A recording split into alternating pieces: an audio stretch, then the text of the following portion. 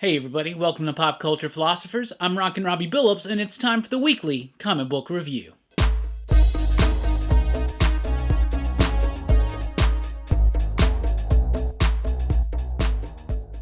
That's right everybody, thanks for checking out the video. I am Rockin Robbie Billups. This is the weekly comic book review. It's the show where I read a lot of comic books, or in this case, a very tiny amount of comic books, and I'll let you know what I thought about them, but congratulations, celebration is due.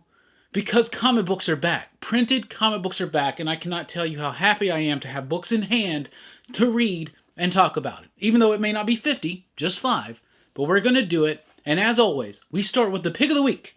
And this week's pick of the week, The Dreaming, number 20. Now, The Dreaming is a book that I only read for like the first couple issues. It was very dense. It was hard to follow along with in a big stack of a bunch of other stuff. So I kind of fell out of it and decided one day I'd trade weight and see what's happening.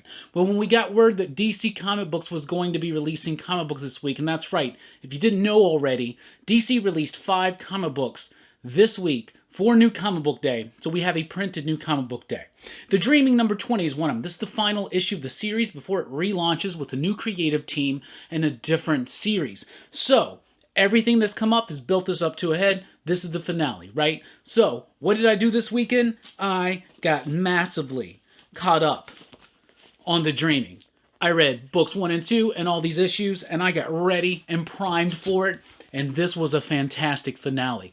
The artwork is absolutely amazing. Intricate, filled with detail and meaning and richness. The colors, it will elevate you to another plane of existence almost. Cy Spurrier's writing is a fantastic tale.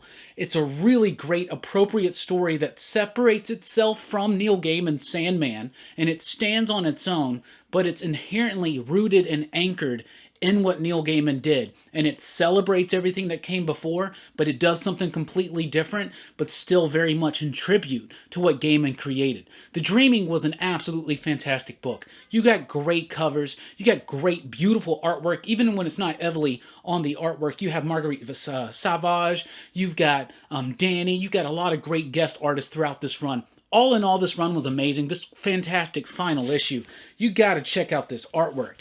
It is absolutely bonkers. It's beautiful, it's intricate, it's detailed, it's layered, it's multifaceted, just like the story. This book is filled with so much meaning and nuance about what the nature of story actually is. And that's something that Neil Gaiman said in his Sandman book. Check out our first 2 episodes that we've covered Sandman with of Comics Revisited, for instance. We get into that. It's a book about story. It's a book about the nature of story. You know me, I love stuff like that. Spurrier and company have outdone themselves with The Dreaming. This was an absolutely fantastic finale to what was an absolutely fantastic and fantastical series. If you haven't been reading The Dreaming, it's a great time to catch up. Until May 20th, that's right, May 20th, Diamond resumes printed comic books. The next full-on New Comic Book Day will be May 20th.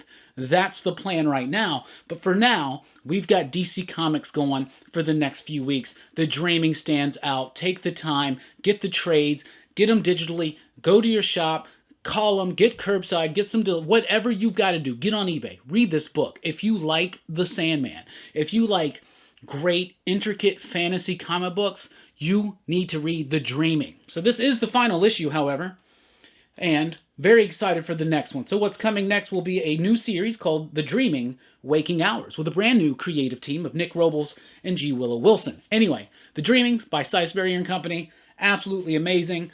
Issue 20, loved it. Easily the pick of the week, though there's not a lot to pick from. Also this week we have Daphne Byrne, number 4 from DC Black Label as well. Absolutely, really did like this one. I thought it was pretty solid. Daphne Byrne to me has been probably the weakest of all the Hill House comics. That's the line of horror comics that Stephen King's son Joe Hill is curating for DC Comics. He's writing a few of them. Daphne Byrne's not one that he's writing. It's decent. It's Laura Marks, Kelly Jones. I love Kelly Jones's artwork. This is not the best artwork from Jones, but it still has moments where it pops, especially some really cool, crazy, bonkers, like horrific type moments. The story itself, though, just feels It's decent enough and it's cool, but it doesn't have a lot of nuance or delicacy to it. It's just kind of bare bones, stripped minimum. There's some mystery that's intriguing enough and it gets you going along. None of the Hill House comic books are bad, but Daphne Byrne's the one that speaks the least to me. But I still do enjoy it. It's a decent story. It's got some cool elements. The story is picking up a little bit in this issue and the previous one. So we'll see where it's headed. We'll see what's going on. There's still some revelations to come, and that will depend. My opinion on the series overall will really depend on how they finish up this series. I believe it's meant to be like 6 issues, maybe 7, something like that. But Daphne Byrne number 4 is out this week. Also, we've got the Batman Giant number 4, Batman 100-page Giant, number 4.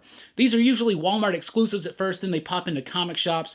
This is actually the Walmart version, as you can see by the Walmart ad there, which makes me just think that DC had overprints that they released this first week to get around Diamond having the majority of their books still in a warehouse, or not even printed yet, right? Anyway, Batman Giant number 4, got some reprints in it. They're reprinting right now the Scott Snyder, Greg Capullo Batman run from Batman New 52.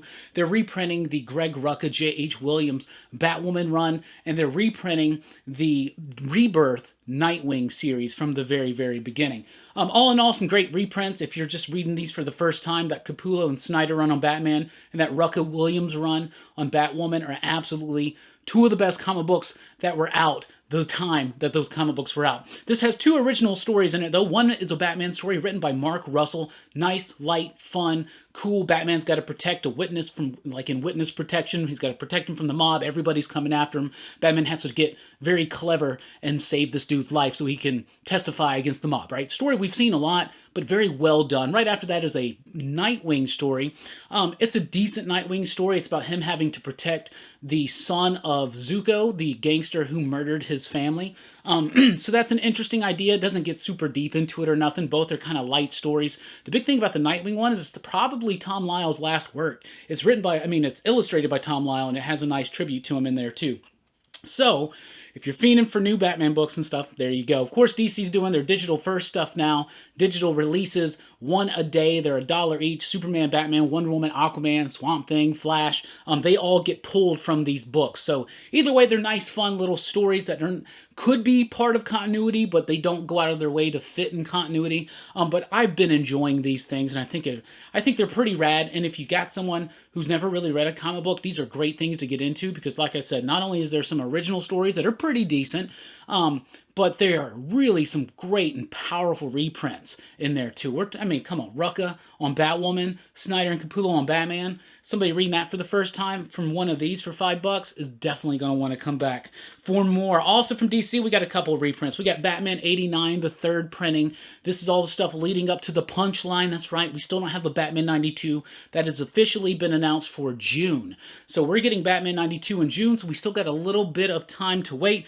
But if you haven't caught up and know what's going on, Nightwing number 70 is also available in a 2nd printing this week right now. So even if your shop's not open, give them a call, see if they're doing mail service, curbside. You can get online, you can do whatever you can find if you want to. They're also available digitally, but that was so exciting to actually get to come home from work, read a stack of new comics, this small stack of new comics, and then come into the studio, into the Huntsville attic, and report to you my thoughts on them. So thank you so much for this opportunity. I'm so glad that we're getting back to the normalcy of comic book distribution. Still a lot more to come. A bigger week from DC next week, and even bigger the week after that. Like I said, get ready. May 20th, looks like that's when Diamond's going to resume. So there you go. Anyway, we appreciate you checking out the video. Please do like, share, and subscribe. And join us over at popculturephilosophers.com for podcasts and a whole lot more.